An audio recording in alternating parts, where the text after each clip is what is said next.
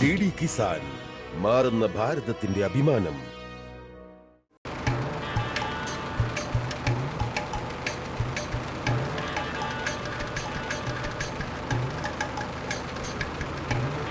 നമസ്കാരം സത്യവാൻ.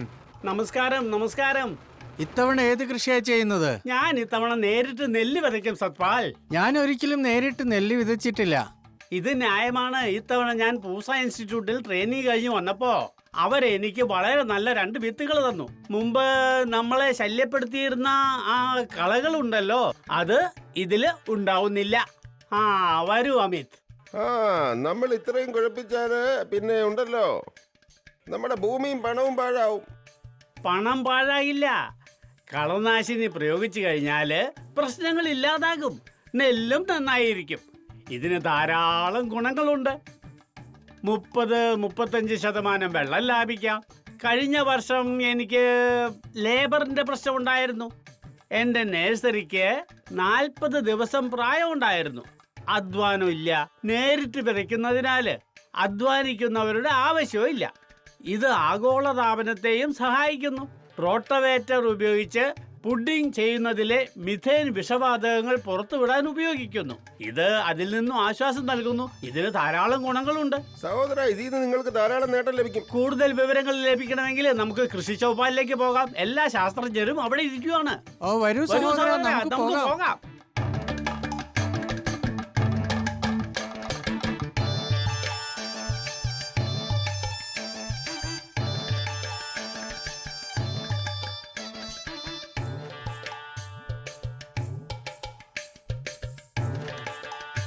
ആദ്യം ചെറുപയർ, പിന്നെ നെല്ല്.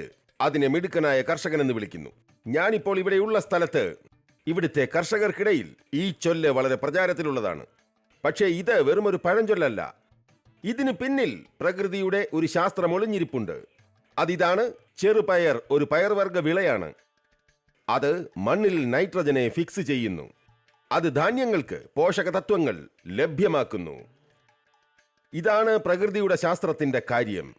പക്ഷേ കർഷകൻ കുറഞ്ഞ ചിലവിൽ എങ്ങനെ വർദ്ധിപ്പിക്കും വരുമാനം?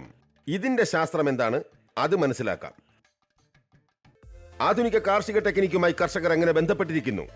ഇവിടെ ലഭിക്കും കർഷകരുടെ എല്ലാ ചോദ്യങ്ങൾക്കുമുള്ള ഉത്തരം. നമസ്കാരം, നിങ്ങൾ കാണുന്നത് DD കിസാൻ. സ്വാഗതം നിങ്ങൾക്ക് കൃഷി ചൗപ്പാലിലേക്ക്. നിങ്ങളോടൊപ്പം ഞാൻ ഭുവൻ ശർമ്മ.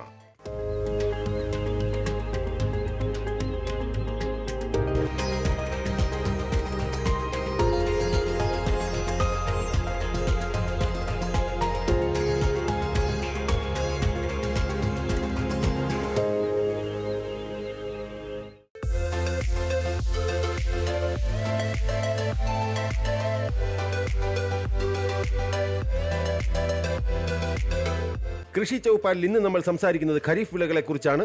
അതിലേക്ക് വരുന്നതിന് മുൻപ് നമ്മൾ സംസാരിക്കും ഒരു അത്യാവശ്യ, എന്തെന്നാൽ കേന്ദ്ര സർക്കാരിന്റെ ഒരു യജ്ഞവുമായി ബന്ധപ്പെട്ട രാജ്യത്ത് കൃഷിക്കാർക്കായി നടത്തുന്ന യജ്ഞം വികസിത് കൃഷി സങ്കൽപ് അഭിയാൻ എന്ന പേര് കൊടുത്തിരിക്കുന്നു. ലക്ഷ്യം, ഉദ്ദേശം ഇതാണ്: കർഷകരിലേക്ക് കൃഷിയുടെ ആധുനിക ടെക്നിക്കുകൾ എത്തണം. അവരുടെ കൃഷിസ്ഥലങ്ങളിലെല്ലാം അവരുടെ പ്രശ്നങ്ങൾക്ക് ശാസ്ത്രീയമായ പരിഹാരമുണ്ടാകണം. വളരെ ഹൃദയഹാരിയായ കാര്യം, നമ്മുടെ ഈ പരിപാടി കൃഷി ചൗപ്പാലും ഈ ഉദ്ദേശത്തോടെ മുന്നേറുകയാണ്. പറയാൻ കഴിയും ഇപ്പോൾ നമ്മളും ഈ യജ്ഞത്തിന്റെ ഭാഗമായെന്ന്. ഈ സംവാദത്തോടെ ഈ യജ്ഞം ആരംഭിക്കുകയാണ്. ഏറ്റവും ആദ്യം നിങ്ങളോട് പറയാം, നമ്മോടൊപ്പം ഈ ചോപ്പാലിന്റെ ഭാഗമായിരിക്കുന്നു രാജ്യത്തെ പ്രശസ്തനായ കൃഷി ശാസ്ത്രജ്ഞർ, വളരെ ദൂരത്ത് നിന്നെത്തിയ നമ്മുടെ കർഷക സഹോദരങ്ങൾ. ഒരു നല്ല കൈയടി എല്ലാവരും ചേർന്ന് നമുക്കായി. ഈ പരിപാടിയുടെ ആരംഭം ഡോക്ടർ CH ശ്രീനിവാസ റാവുജി നമ്മോടൊപ്പമുണ്ട്. അദ്ദേഹം ഇന്ത്യൻ കാർഷിക ഗവേഷണ സ്ഥാപനത്തിന്റെ ഡയറക്ടറാണ്. സാർ, അങ്ങേക്ക് ഹൃദ്യമായ സ്വാഗതം. ഡോക്ടർ രവീന്ദ്രനാഥ പട്ടാരിയ സാറുണ്ട്. അദ്ദേഹം ജോയിന്റ് ഡയറക്ടറാണ്. നമ്മോടൊപ്പം ഡോക്ടർ സഞ്ജയ് സിംഗ് റാഠോർ ഉണ്ട്. അതുകൂടാതെ ഡോക്ടർ ഗോപാലകൃഷ്ണനുണ്ട്, ചെയർമാനാണ് ജനിതക ശാസ്ത്രത്തിൽ. നമ്മോടൊപ്പം ഡോക്ടർ അനന്ത വസിഷ്ഠജിയുണ്ട്. അദ്ദേഹം പ്രധാന ശാസ്ത്രജ്ഞനാണ്. അതുകൂടാതെ ഡോക്ടർ PS ബ്രഹ്മാനന്ദജി നമ്മോടൊപ്പമുണ്ട്, പ്രോജക്ട് ഡയറക്ടറാണ് WIC IARIയുടെ. അങ്ങേക്കും വളരെ സ്വാഗതം. ചോദ്യോത്തരങ്ങളുടെ ഈ പരിപാടി നമുക്ക് മുന്നോട്ട് കൊണ്ടുപോകാം. നിങ്ങൾക്ക് ഏവർക്കും അറിയാം, കൃഷി ചൗപ്പാലിൽ കർഷകരുടെ പ്രശ്നങ്ങൾ മുതൽ അവരുടെ ചോദ്യങ്ങളിലൂടെ നമ്മൾ നേരെ ഇവിടെ ഇരിക്കുന്ന ശാസ്ത്രജ്ഞരിൽ നിന്ന് ഉത്തരമറിയും. ചില ചോദ്യങ്ങൾ എനിക്കുമുണ്ട്, കാരണം ഞാനും ഈ ലക്ഷ്യത്തിനായി ചില റിസർച്ചുകൾ ചെയ്തിട്ടുണ്ട്. ആ എല്ലാ ചോദ്യങ്ങളിലേക്കും വരും. ശാസ്ത്രജ്ഞരിൽ നിന്ന് ഉത്തരവും കേൾക്കാം. പക്ഷേ അതിനു മുൻപ് ഒരു റിപ്പോർട്ട് കാണാം.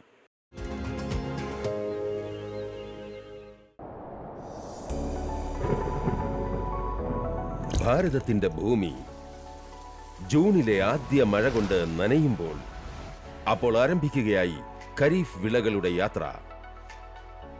ധാന്യങ്ങൾ, ചോളം, തിന, പരുത്തി, കരിമ്പ്, ചെറുപയർ ഈ വിളകൾ കേവലം നമ്മുടെ ഭക്ഷണമേശകളെ അലങ്കരിക്കുക മാത്രമല്ല, മറിച്ച് രാജ്യത്തിന്റെ സാമ്പത്തിക വ്യവസ്ഥ കൂടാതെ കർഷകരുടെ ജീവിതം എന്നിവയുടെ അടിസ്ഥാനവുമാകുന്നു. ഈ ഖരീഫ് സീസണെ കൂടുതൽ ശാസ്ത്രീയവും ഉറപ്പുള്ളതും കൂടുതൽ ലാഭകരവുമാക്കുന്നതിനായി ഭാരത സർക്കാർ ആരംഭിച്ചു കൃഷി സങ്കൽപ് അഭിയാൻ. ഈ പ്രത്യേക യജ്ഞം 12 ജൂൺ വരെ രാജ്യത്തെമ്പാടും നടപ്പിലാക്കി. ഇതിന്റെ ഉദ്ദേശം കർഷകർക്ക് ഖരീഫ് വിളകളുടെ ശാസ്ത്രീയമായ നടിയിൽ ഉന്നത ടെക്നിക്കുകൾ കൂടാതെ സർക്കാർ പദ്ധതികളെക്കുറിച്ചുള്ള അറിവുകൾ നൽകുക എന്നത്. ഓരോ ജില്ലയിലും ഓരോ ഗ്രാമത്തിലും കൃഷി വകുപ്പ്, കൃഷി വിജ്ഞാന കേന്ദ്രം, രാജ്യത്തെമ്പാടുമുള്ള പ്രശസ്തരായ കാർഷിക ശാസ്ത്രജ്ഞർ ഒന്നിച്ചു ചേർന്നു. ഒത്തൊരുമിച്ച് ഒരൊറ്റ ലക്ഷ്യവുമായി. അതിന്റെ ഉദ്ദേശം മികച്ച വിളവ്, കുറഞ്ഞ ചിലവ് കൂടാതെ സശക്തരായ കർഷകരെ നിർമ്മിക്കുക. അപ്പോൾ ഈ വികസിത കൃഷി സങ്കല്പ അഭിയാന്റെ അർത്ഥം ഇതാണ്: ശാസ്ത്രജ്ഞർ ലാബിൽ നിന്നിറങ്ങി വയലുകളിലേക്ക് കർഷകരോടൊപ്പം വരിക, ഗ്രാമത്തിൽ നിങ്ങളോടൊപ്പം ഇരിക്കുക, നിങ്ങളോട് പറയണം ഈ മണ്ണ് ഇങ്ങനെയാണ്, ഇതിൽ ഇത്രയും പൊട്ടാഷ് ഉണ്ട്, ഇതിൽ ഇത്രയും ഓർഗാനിക് കാർബൺ ഉണ്ട്, ഇതില് ഇത്ര നൈട്രജൻ ഉണ്ട്, ഇവിടെ ഈ വിത്ത് നടുക, ഇത് കർഷകരോട് പറഞ്ഞു കൊടുക്കണം. കൃഷി സങ്കല്പ് അഭിയാൻ ഒരു തുടക്കമാണ്. ആത്മനിർഭർ ഭാരതത്തിന്റെ ആ സ്വപ്നത്തിന്റെ. അതിൽ കർഷകൻ വെറും അന്നദാതാവ് മാത്രമല്ല, തീരുമാനമെടുക്കുന്നവരും ആകണം. അവർ കാലാവസ്ഥയോടും മാർക്കറ്റിനോടും ചേരുക മാത്രമല്ല, സ്വയം തീരുമാനമെടുക്കാൻ സമർത്ഥരുമാകണം.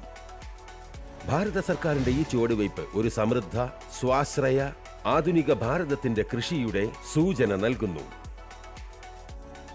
ഖരീഫ് വിളകളുടെ ഈ യാത്ര ശാസ്ത്രീയ ചിന്തകൾ, ഡിജിറ്റൽ സാമഗ്രികൾ, സുസ്ഥിര കൃഷിയുടെയും ഒരു പുതിയ പാതയിലാണ്.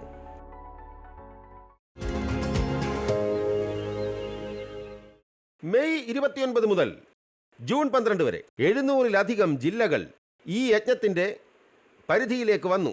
കൂടാതെ കർഷകരിലേക്ക് ശാസ്ത്രജ്ഞർ എത്തുക, ആ പ്രശ്നങ്ങൾക്ക് ശാസ്ത്രീയമായ പരിഹാരം ലഭിക്കുക. ഈ യജ്ഞം അതിന്റെ വിജയത്തെക്കുറിച്ച് പറയുകയാണെങ്കിൽ, കൃഷി എങ്ങനെ സ്മാർട്ടാക്കാം, ചിലവ് കുറയണം, വിളവും വരുമാനവും കൂടണം.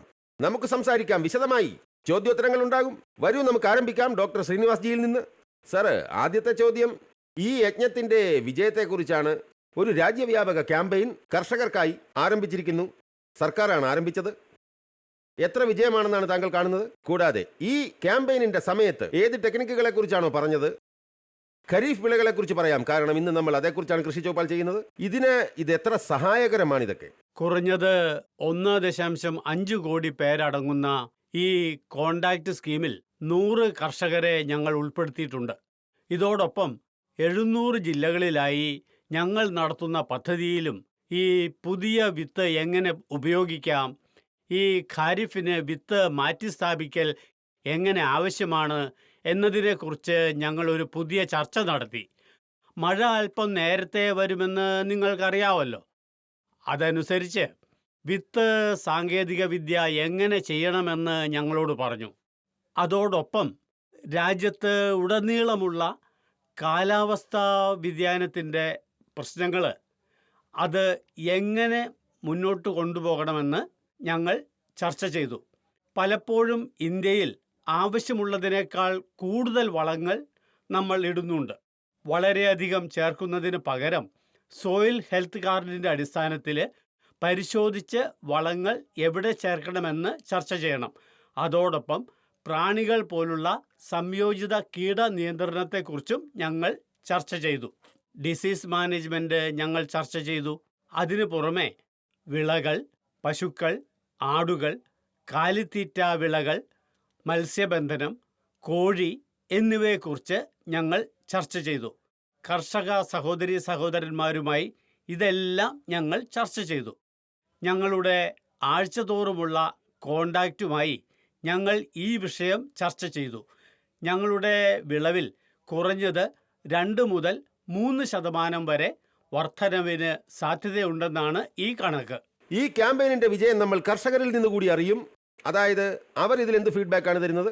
ഡോക്ടർ രവീന്ദ്രനാഥ പട്ടാരിയ ജി, എൻ്റെ ചോദ്യം ഇതാണ്. വളരെ ആശയക്കുഴപ്പമുണ്ട് കർഷകർക്ക്. ഖരീഫ് വിളകളെക്കുറിച്ച് നമ്മൾ പറയുകയാണ്. സീസൺ വന്നു കഴിഞ്ഞു. വിളകളുടെ തിരഞ്ഞെടുപ്പ് മുതൽ കർഷകർ വളരെ ആശയക്കുഴപ്പത്തിലാണ്, നമ്മൾ ഇത് കണ്ടിട്ടുണ്ട്.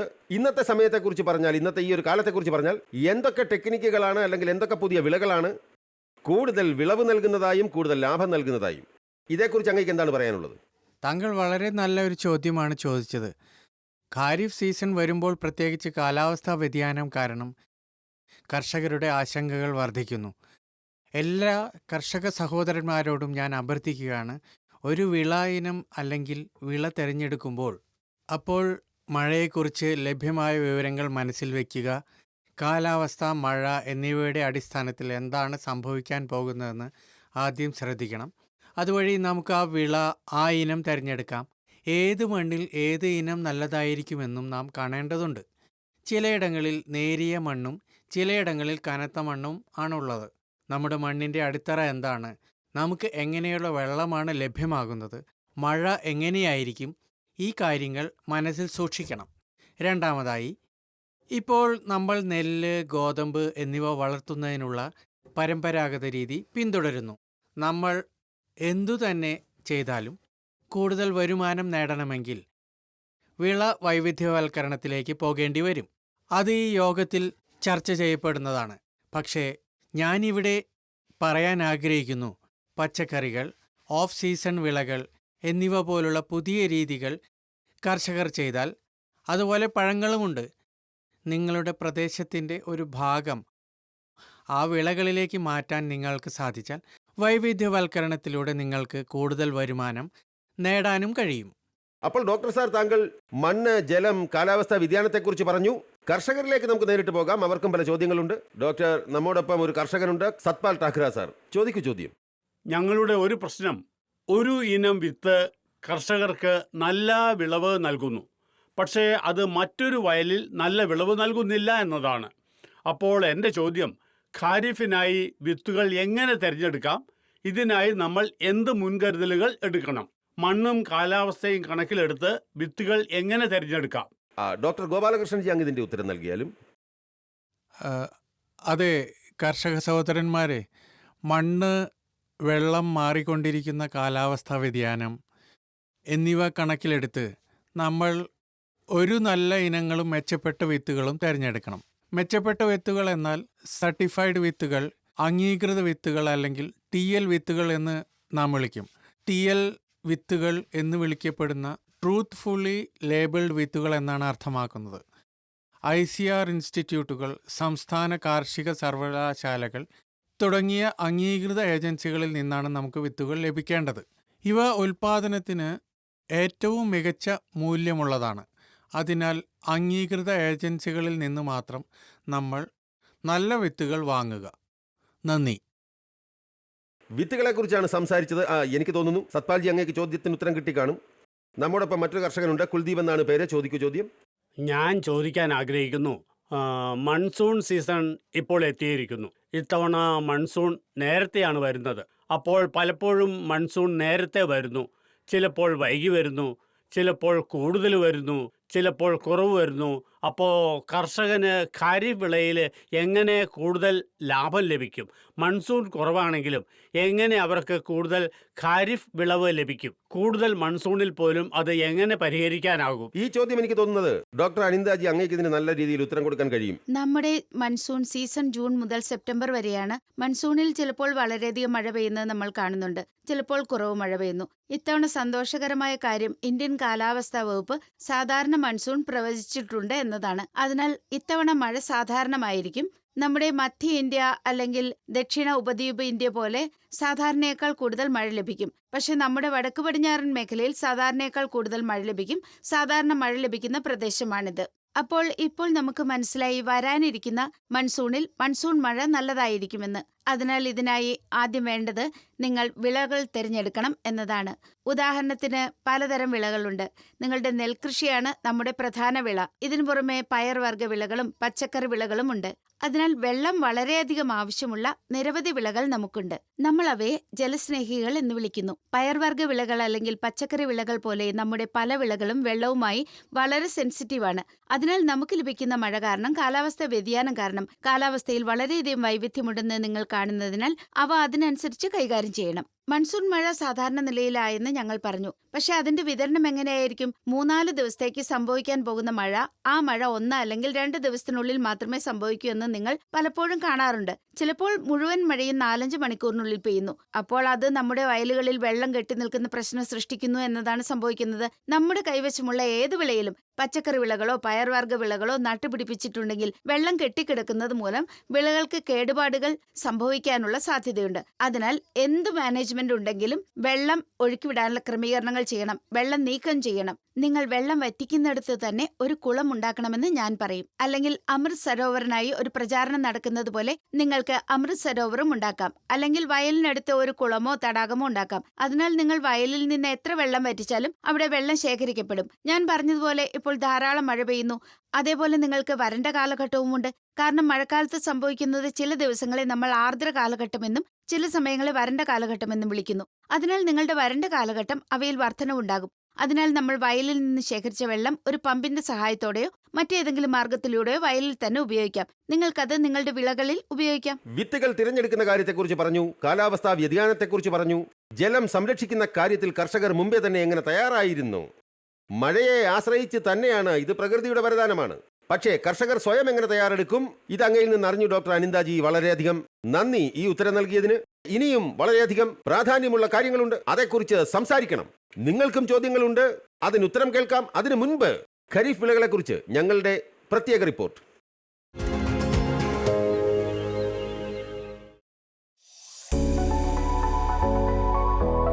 ഖരീഫിന് തുടക്കമാകുന്നത് കൃഷിഭൂമി ശരിയായി തയ്യാറാക്കുമ്പോഴാണ്. മൺസൂണിന്റെ ആദ്യ തുള്ളിക്കൊപ്പം കർഷകർ തങ്ങളുടെ കലപ്പ, ട്രാക്ടർ, വിത്തുകൾ എന്നിവയ്ക്കൊപ്പം തയ്യാറെടുക്കുന്നു. നിലം ഉഴുക, ഈർപ്പം നിലനിർത്തുക, സമയത്ത് വിത്ത് വിതയ്ക്കൽ. ഇതാണ് വിത്ത് വിതയ്ക്കലിന്റെ ആദ്യ മന്ത്രം. ഖരീഫ് വിളകൾ ഭാരതത്തിന്റെ ഭക്ഷ്യസുരക്ഷയുടെ അടിസ്ഥാനമാണ്. കാരണം ഇത് രാജ്യത്തിന്റെ മൊത്തം ഭക്ഷ്യ ഉൽപാദനത്തിന്റെ ഏകദേശം 50% ഭാഗം സംഭാവന ചെയ്യുന്നു. 2023-24 ആകെ ഭക്ഷ്യധാന്യങ്ങൾ 3322.98 ലക്ഷം ടൺ, ചോളം 248.11 ലക്ഷം ടൺ, പയർവർഗ്ഗങ്ങൾ 260.58 ലക്ഷം ടൺ, എണ്ണക്കുരുക്കൾ 413.55 ലക്ഷം ടൺ. ധാന്യം ഭാരതത്തിൽ ഏറ്റവും അധികം ഉൽപ്പാദിപ്പിച്ചത് ഖരീഫ് വിളകളാണ്. അത് മൊത്തം ഭക്ഷ്യ ഉൽപാദനത്തിന്റെ 40%-ലധികം പങ്കാളിത്തം നൽകുന്നു. ഇത് പശ്ചിമ ബംഗാൾ, ഉത്തർപ്രദേശ്, ഹരിയാന പോലുള്ള സംസ്ഥാനങ്ങളാണ് മുൻപന്തിയിൽ. ഖരീഫ് വിളകളിൽ കീടങ്ങളും രോഗങ്ങളും ഏറ്റവും വലിയ ശത്രുവാണ്. പരുത്തി കൃഷിയിലാണെങ്കിൽ പിങ്ക് ബോൾ വേം, പിന്നെ വെള്ളീച്ചയും കഴിഞ്ഞ കുറെ വർഷങ്ങളായി വളരെയധികം നാശമുണ്ടാക്കി. ധാന്യങ്ങളിലെ ബ്ലാസ്റ്റ് രോഗവും ചോളത്തിൽ സ്റ്റെം ബോററും സാധാരണ പ്രശ്നങ്ങളാണ്. പക്ഷേ പരിഭ്രമിക്കണ്ട, ശരിയായ രീതിയിൽ ഇതിൽ നിന്ന് രക്ഷ നേടാവുന്നതാണ്. ഖരീഫ് വിളകളുടെ ഉൽപാദനത്തിന്റെ റെക്കോർഡ് നോക്കിയാൽ കഴിഞ്ഞ കുറെ വർഷങ്ങളായി ഖരീഫ് വിളകളുടെ ഉൽപാദനം നിരന്തരം വർദ്ധിച്ചുകൊണ്ടിരിക്കുന്നു. അത് മികച്ച മൺസൂൺ, മികച്ച വിത്തുകൾ, സർക്കാർ പദ്ധതികൾ എന്നിവയുടെ ഫലം കൊണ്ടാണ്.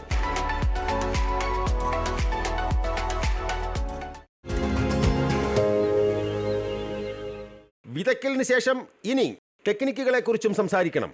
ഏതൊക്കെ ടെക്നിക്കുകളാണ് അത് ഉപയോഗിച്ചുകൊണ്ട് കർഷകർ തങ്ങളുടെ ഉൽപാദനം വർദ്ധിപ്പിക്കാൻ കഴിയുന്നത്, കൂടാതെ വരുമാനം വർദ്ധിപ്പിക്കാൻ കഴിയുന്നത്? ഇതിലേക്ക് വരാം. ഒരു ചോദ്യം മണ്ണുമായി ബന്ധപ്പെട്ടതാണ്. അതിൻ്റെ ഈ മണ്ണിൻ്റെ ഈ ഒരു ഹെൽത്ത്, സോയിൽ ഹെൽത്ത് എന്ന് നമ്മൾ പറയുന്നത്, അതിനെ ശ്രദ്ധിക്കാതിരിക്കുക. അതിൻ്റെ ഫലം എന്തായിരിക്കും? അതിൽ ഏതൊക്കെ പ്രധാന കാര്യങ്ങളിൽ ശ്രദ്ധിക്കേണ്ടതാണ്? അത് കർഷകരോട് പറഞ്ഞാൽ നന്നായിരുന്നു. മണ്ണ് വളരെ പ്രധാനപ്പെട്ട ഒരു പങ്ക് വഹിക്കുന്നുണ്ട്. അതിനാൽ മണ്ണിൽ എന്ത് വളമുണ്ടെങ്കിലും അത് ചെടിക്ക് ആവശ്യമാണ്. അത് വിളയുടെ ആവശ്യങ്ങൾ നിറവേറ്റുന്നു. എന്നാൽ ചില മണ്ണിൽ, ചില കർഷകരുടെ വയലുകളിൽ കൂടുതലും കുറവുകളുമുണ്ട്. അതുകൊണ്ടാണ് പരിശോധന നടത്തണമെന്ന് ഞങ്ങൾ പറയുന്നത്. സോയിൽ ഹെൽത്ത് കാർഡ് പോലെ മനുഷ്യർക്ക് ആരോഗ്യം വളരെ പ്രധാനമാണ്. മണ്ണും ആരോഗ്യമുള്ളതായിരിക്കണം. അതിൻ്റെ ശക്തി നിലനിർത്തണം. അതിനനുസരിച്ച് വളങ്ങൾ പ്രയോഗിക്കണം. എന്നാൽ പലപ്പോഴും സംഭവിക്കുന്നത് ഇതാണ്: പരിശോധന കൂടാതെ നമ്മൾ വളരെയധികം നെത്തറിൻ, നൈട്രജൻ, യൂറിയ എന്നിവ പ്രയോഗിക്കുന്നു. അതോടൊപ്പം വളരെ പ്രധാനപ്പെട്ട ഫോസ്ഫറസും പ്രയോഗിക്കുന്നു. ഈ മണ്ണിൽ പൊട്ടാസ്യം ഏതാണ്ട് തുല്യമാണ്. അതിൽ ചില വിളകളിൽ ഏത് വിളയ്ക്ക് ആവശ്യമില്ലെന്നും ഏത് വിളയ്ക്ക് കൂടുതൽ ആവശ്യമുണ്ടെന്നും അനുസരിച്ച് പൊട്ടാസ്യം ചേർക്കേണ്ടതാണ്. അതോടൊപ്പം നൈട്രജൻ, ഫോസ്ഫറസ്, പൊട്ടാസ്യം എന്നിവ മാത്രമല്ല, ഇത് ഒരു സൂക്ഷ്മ പോഷകവുമാണ്. സിങ്ക്, ഇരുമ്പ്, ബോറോൺ എന്നിവയുമുണ്ട്. അതിനാൽ പരീക്ഷിച്ചതിന് ശേഷം അധിക അളവ് കുറയ്ക്കുന്നതിലൂടെയും സൂക്ഷ്മ പോഷകത്തിൽ ശ്രദ്ധ ചെലുത്തുന്നതിലൂടെയും പോഷകാഹാരം പൂർണ്ണമായും സന്തുലിതമാക്കാനും നമ്മുടെ വിളവ് വർദ്ധിക്കാനും അതോടൊപ്പം പോഷകവും വർദ്ധിക്കാനും സാധ്യതയുണ്ട്. വളത്തിൽ നമുക്ക് ലഭിക്കുന്ന പോഷകങ്ങൾ നമ്മൾ കഴിക്കുന്ന പഴങ്ങളിലും അരിയിലും ഉണ്ട്. ഡോക്ടർ ദേവാശിഷ് മണ്ഡൽജി, ഒരു ചോദ്യം സോയിൽ ഹെൽത്ത് കാർഡിനെ കുറിച്ച് എനിക്കുണ്ട്. ഇതിന്റെ ഉപയോഗം എങ്ങനെയാണ് നടത്തേണ്ടത്? പിന്നെ വളങ്ങളുടെ കാര്യത്തിലാണെങ്കിൽ അതിന്റെ സന്തുലിത ഉപയോഗം എങ്ങനെയായിരിക്കണം? അതിലൂടെ പല കർഷകരുടെയും ചോദ്യങ്ങൾക്ക് ഉത്തരമാകും. നോക്കൂ, മണ്ണിൻ്റെ ആരോഗ്യ കാർഡ് വളരെ പ്രധാനപ്പെട്ട ഒരു വിഷയമാണ്. കർഷകർക്ക് മണ്ണിൻ്റെ ആരോഗ്യ കാർഡിനെക്കുറിച്ച് നന്നായി അറിയാമെന്ന് ഞാൻ പ്രതീക്ഷിക്കുന്നു. കാരണം ഇതുവരെ ഇന്ത്യയിൽ ഏകദേശം 22 കോടി മണ്ണിൻ്റെ ആരോഗ്യ കാർഡുകൾ വിതരണം ചെയ്തിട്ടുണ്ട്. മണ്ണിൻ്റെ ആരോഗ്യ കാർഡ് നോക്കിയാൽ ഏകദേശം 12 പാരാമീറ്ററുകളെക്കുറിച്ചുള്ള വിവരങ്ങൾ നിങ്ങൾക്ക് ലഭിക്കും. അതിൽ pH, EC, ലഭ്യമായ ജൈവ കാർബണിൻ്റെ അളവ്, നൈട്രജൻ ലഭ്യത, ഫോസ്ഫറസ് ലഭ്യത, പൊട്ടാസ്യം, സിങ്ക്, ഇരുമ്പ്, ചെമ്പ്, മാംഗനീസ്, ബോറോൺ, സൾഫർ എന്നിവ ഉൾപ്പെടുന്നു. ഈ 12 പാരാമീറ്ററുകളെക്കുറിച്ചുള്ള വിവരങ്ങൾ നിങ്ങൾക്ക് ലഭിക്കുന്നതാണ്. അപ്പോൾ ഇതനുസരിച്ച് നിങ്ങൾ വളർത്തുന്ന വിളകൾക്ക് നല്ല വിളവ് ലഭിക്കാൻ കൃഷിഭൂമിയിലെ ആ ഭൂമിയുടെ ആവശ്യകത, അതിൽ നമ്മൾ ഏത് വിളയാണ് എടുക്കാൻ പോകുന്നത്, കാരണം വ്യത്യസ്ത വിളകൾക്ക് ആവശ്യമുള്ള വളങ്ങളുടെ അളവ് വ്യത്യസ്തമാണ്, അതനുസരിച്ച് കൈകാര്യം ചെയ്യണം. അപ്പോൾ നിങ്ങളുടെ ചെലവും അതനുസരിച്ച് കുറവായിരിക്കും, വിളവ് നല്ലതായിരിക്കും. രണ്ടാമതായി, പരിസ്ഥിതിയെ പ്രതികൂലമായി ബാധിക്കുന്നതും വളരെ കുറവായിരിക്കും. നമുക്ക് മുന്നോട്ട് പോകാം. ചില കർഷക സഹോദരങ്ങൾ നമ്മോടൊപ്പം ഉണ്ട്, അവരുടെ ചോദ്യം കേൾക്കാം. കർഷകൻ വിജേന്ദ്രൻ നമ്മോടൊപ്പം ഉണ്ട്. ചോദ്യം ചോദിച്ചാട്ടെ. ഇത് ഇങ്ങനെയാണ്. ഞങ്ങൾ യൂറിയയും DAPയുമാണ് ഉപയോഗിക്കുന്നത്. പക്ഷേ ഖാരിഫ് വിളയുടെ മികച്ച വിളവിന്, മികച്ച ഉൽപ്പാദനത്തിന് ഏത് വളങ്ങളാണ് ഉപയോഗിക്കേണ്ടത്? നോക്കൂ, ഏതൊരു ഭൂമിയിലും യൂറിയയും DAPയും ഇടുന്നത് അത്ര നല്ലതല്ല. പക്ഷേ മിക്ക കർഷകരും വളങ്ങളുടെ കാര്യത്തിൽ യൂറിയയും DAPയും ഇടുന്നു. കാരണം യൂറിയയിൽ ഏകദേശം 46% നൈട്രജനും DAPയിൽ 16% നൈട്രജനും 46% ഫോസ്ഫറസും അടങ്ങിയിട്ടുണ്ടെന്ന് നിങ്ങൾക്കെല്ലാവർക്കും അറിയാം. പക്ഷേ മികച്ച വിളവ് ലഭിക്കുന്നതിനും നല്ല കൃഷി നടത്തുന്നതിനും നിങ്ങൾ 17 അവശ്യ പോഷകങ്ങളിൽ ശ്രദ്ധ കേന്ദ്രീകരിക്കണം. നിങ്ങൾ ഒരിക്കലും 2 പോഷകങ്ങളിൽ മാത്രം ശ്രദ്ധ കേന്ദ്രീകരിക്കരുത്. ഇതിനു പുറമെ നിങ്ങൾ ഏകദേശം 15 പോഷകങ്ങൾ കൂടി ചേർക്കേണ്ടതുണ്ട്. അതിനാൽ അവ ചേർക്കാൻ നിങ്ങൾ വ്യത്യസ്ത മാർഗങ്ങൾ ഉപയോഗിക്കേണ്ടതുണ്ട്.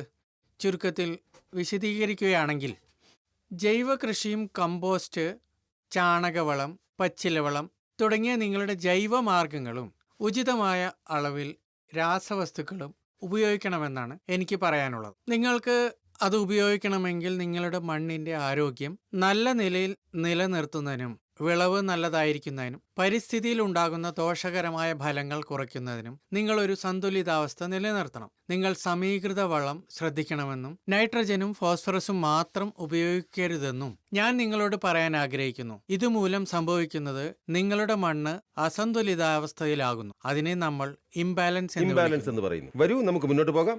അങ്ങയുടെ ചോദ്യത്തിന് ഉത്തരം കിട്ടിയെന്ന് പ്രതീക്ഷിക്കുന്നു. സുരേഷ് ആര്യ നമ്മോടൊപ്പം ഒരു കർഷകനുണ്ട്. നൈട്രജന്റെ സമതുലിതമായ ഉപയോഗം ഈ ഖാരിഫ് വിളയിൽ എപ്പോൾ, ഏത് രീതിയിലാണ് നമ്മളത് ഉപയോഗിക്കേണ്ടത്?